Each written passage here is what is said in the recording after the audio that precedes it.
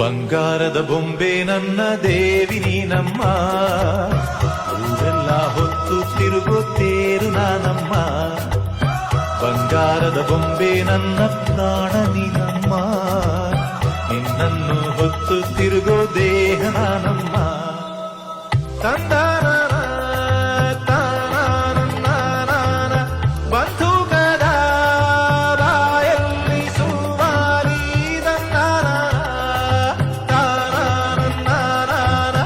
ಸಿಪಾಯಿಯ ಮಾತೆಲ್ಲ ಕವ್ವಾಲಿ, ವೈರಿಯ ಇರುವೆ ಅಂತ ತಿಳಿ, ಸಿಂಹದ ಗುಹೆಯಲ್ಲಿ ಇಳಿ.